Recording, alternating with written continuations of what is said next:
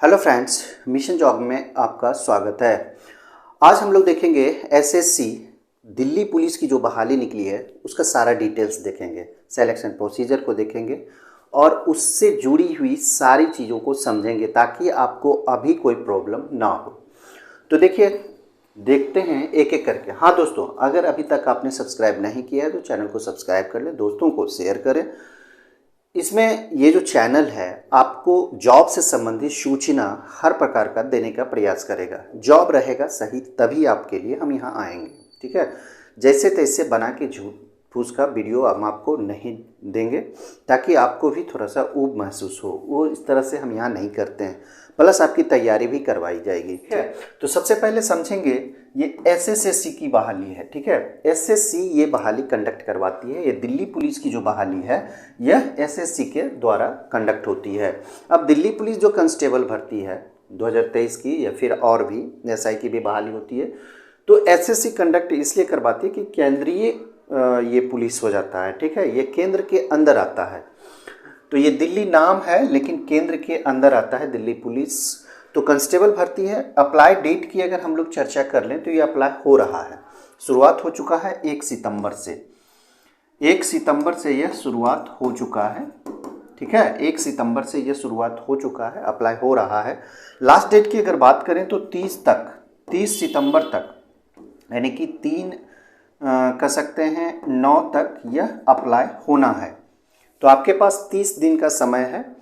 Correction date के लिए भी समय निकाला जा चुका है। अगर आप कुछ करेक्शन कर सकते हैं, अगर आप कुछ गलत कर दिए हैं फॉर्म भरते समय, तब आपको 3 तारीख और 4 तारीख जो कि अक्टूबर में पड़ता है, ठीक है, अक्टूबर में पड़ता है, उस समय आप इसे चेक कर सकते हैं, आप करेक्शन कर सकते हैं। कोई भी चीज़ अगर आप गलत भर दिए हैं तो आप इसे चेक कर सकते हैं, ठीक है। आगे देखेंगे, ये हो गया। उसके बाद एग्ज़ाम डेट भी यहाँ कब से कब तक होना है ये भी आपको दे दिया गया है। देखिए, सबसे बड़ी बात तो ये होती है कि जब किसी चीज़ की तैयारी हम कर रहे हैं और टारगेट सामने हो तब आसान हो जाता है।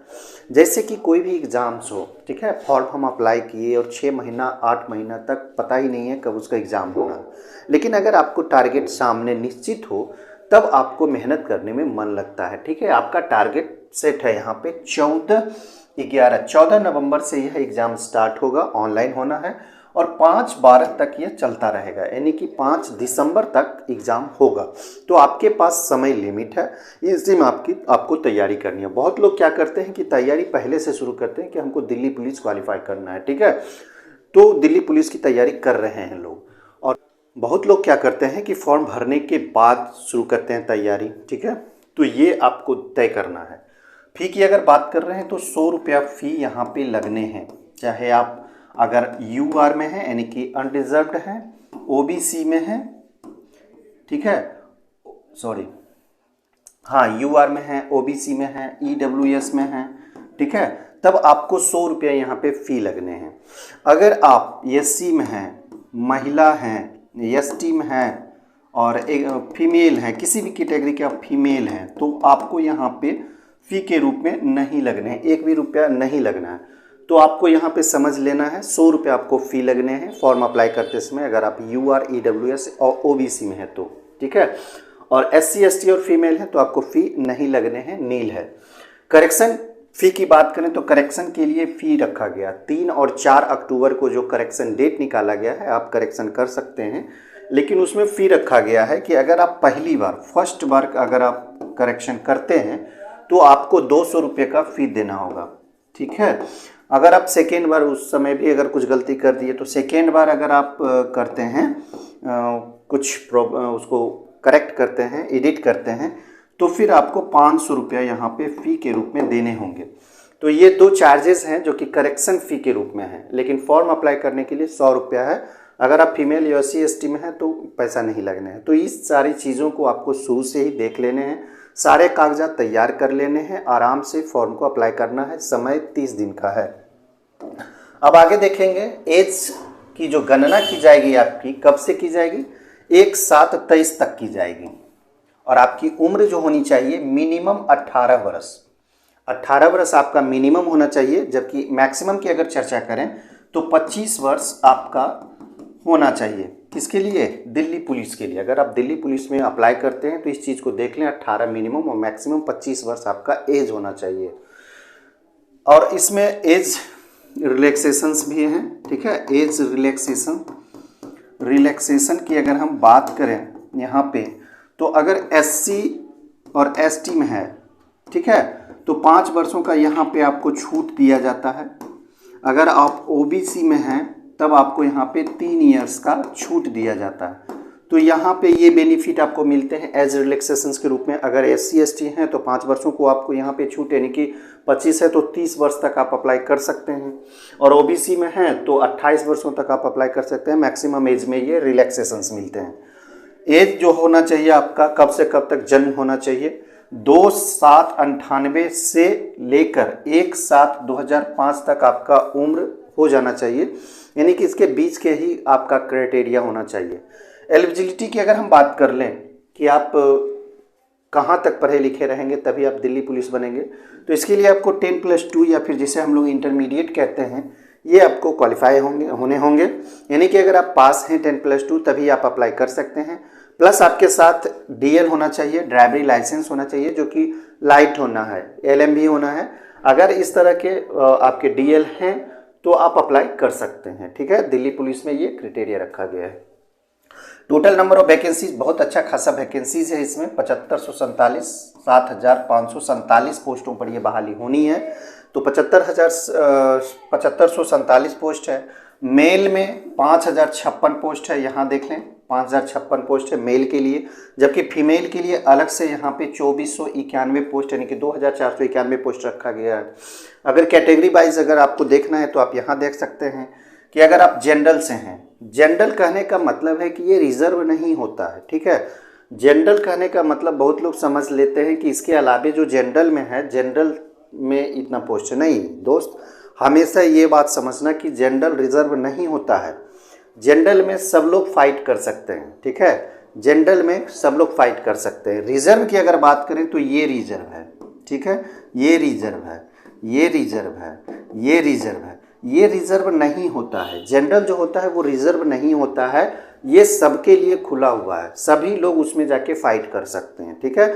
अगर आप यहाँ पे ध्यान देंगे कि जनरल 2748 पोस्ट है मेल के लिए और फीमेल के लिए 1502, यानी कि अगर दोनों को मिला लिया जाए तो 4250 पोस्ट यहाँ पे आ जाते हैं सिर्फ जनरल के लिए। तो जनरल है, इसका मतलब ये है कि ये ओपन है, ये रिजर्व नहीं होता है, इसमें सभी लोग जाके फाइट कर सकते हैं, इसके अलावे फाइट कर सकते हैं, ठीक है। इसको याद रखना है। जैसे कि OBC मेल 258 पोस्ट है, फीमेल 142 पोस्ट है। अगर 258 के अलावे OBC अगर फाइट करता है तो कहाँ पहुँच जाएगा? जनरल से सीट ले लेगा, क्योंकि जनरल जो होता है वो रिजर्व नहीं होता है, ठीक है। तो 258 के बाद भी वो ले सकता है जनरल से। उसी तरह से EWS है, 488 पोस्ट इसको मेल में रखा गया है, जबकि फीमेल में ये है 268 पोस्टों पर बहाली होनी है।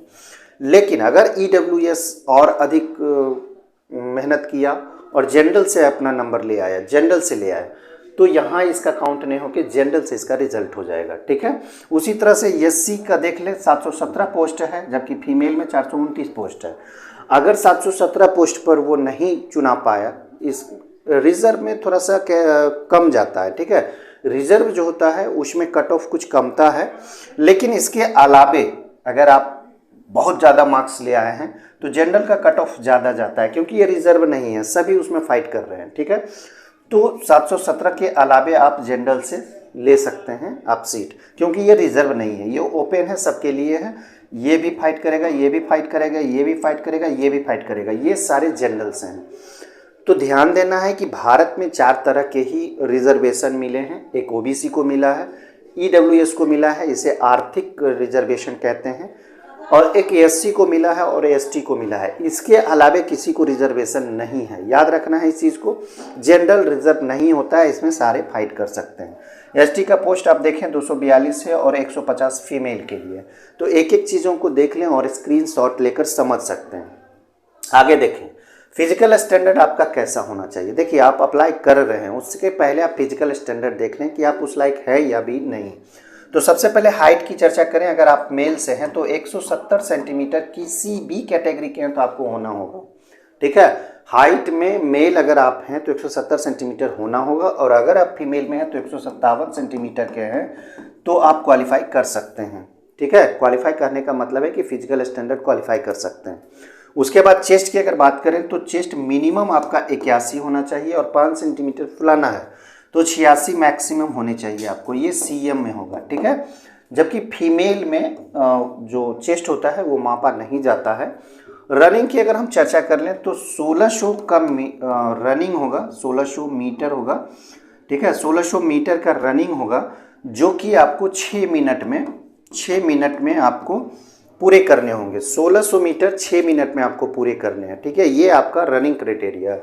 और फीमेल में यही 1600 मीटर जो है, 1600 मीटर इसको 8 मिनट में क्या करना है, पूरा करना है। तो 1600 मीटर मेल को भी दौड़ना है, फीमेल को भी 1600 मीटर। 6 मिनट में मेल दौड़ेंगे और फीमेल 8 मिनट में।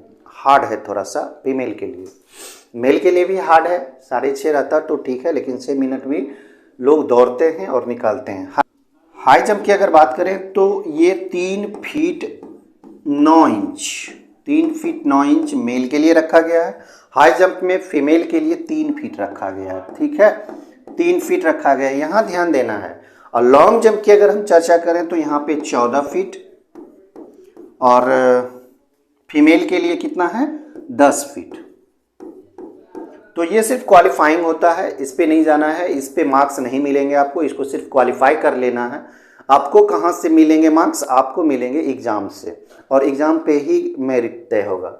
आपका फिजिकल स्टैंडर्ड सिर्फ क्वालिफाई है, इसलिए इसको ध्यान से देख लेना है।